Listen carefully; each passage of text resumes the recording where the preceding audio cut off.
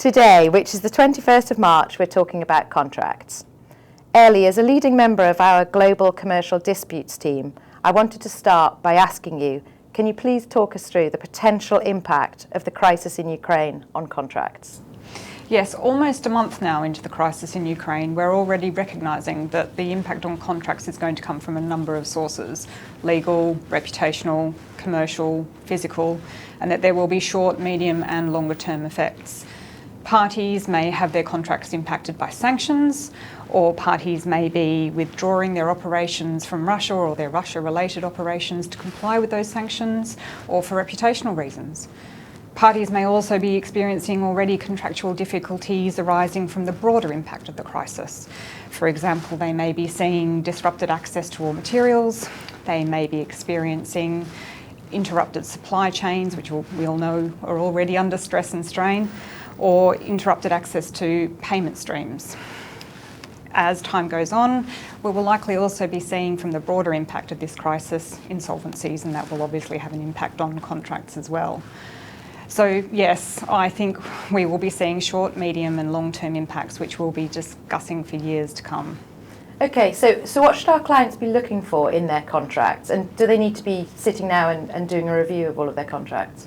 If our clients are feeling that they're potentially exposed reputationally, legally, commercially in the context of the current crisis, we would recommend that they identify any potentially affected contracts, and that in the first instance they assess any potential sanctions exposure because of the seriousness of consequences of non-compliance with those sanctions regimes, and then also consider whether they are affected by the broader impact of the current crisis on business disruption. In doing so, we would recommend that they consider, in the context of those contracts, whether it is possible to perform on time or at all, and whether there are perhaps changed market conditions from the crisis which mean that it's become onerous or potentially exorbitantly expensive to now perform under those contracts. We'd recommend they then have a look in the contracts to see what rights, if any, to delay or suspend performance, or to amend or adjust pricing, or potentially to terminate the contract due to the impact of the current crisis. In looking at that, it's important to pay attention to what the governing law of the contract is, because that will determine how these key clauses are interpreted, and also determine whether there are any defences or remedies outside of the contract that might be available. And here, the types of clauses I'm talking about are force majeure or sanctions clauses, or material adverse change or material adverse event clauses, and the doctrine of frustration.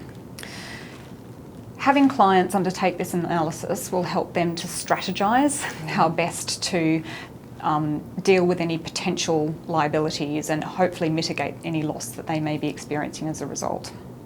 And how, you're talking about amendments, how easy is it actually to amend terms within a contract? So that will depend on the specific terms of the contract, and also likely on the commercial relationship between the parties. And do you think this is an area where we're going to see an increase probably in disputes? Yes, unfortunately for parties, I think wherever there is upheaval or disruption to business, there will always be instances where they're just not able to find a mutually acceptable compromise or agree on a way forward. So yes, we expect to see a rise in disputes. And what happens if one of the parties to your contract, or maybe an individual, has been sanctioned? Well, it will depend on the specific terms of the sanctions, but for example, if you have an individual or a corporation that is subject to an asset freeze, for example, then it's prohibited to deal with the funds and resources of that person, or to directly or indirectly make funds or economic resources available to that person, or to do anything that directly or indirectly circumvents those prohibitions. And the consequences of not complying with those prohibitions are quite serious. So potential for criminal prosecution, reputational damage, punitive fines. So compliance with sanctions will trump compliance with your contractual obligations. It's worthwhile mentioning at this point in time that there is a protection against civil liability under the Sanctions and Money Laundering Act for acts or omissions done where the party believes that they have a reasonable belief that what they're doing is in compliance with the sanctions under that act. Okay. And you mentioned, Airlie, force majeure just before. How do those notices get issued by counterparties? How does it work in practice? So again, it will depend on the specific terms of the force majeure clause in the specific contract. English law won't imply a concept of force majeure into a contract, and nor is there a separate doctrine of force majeure in English law.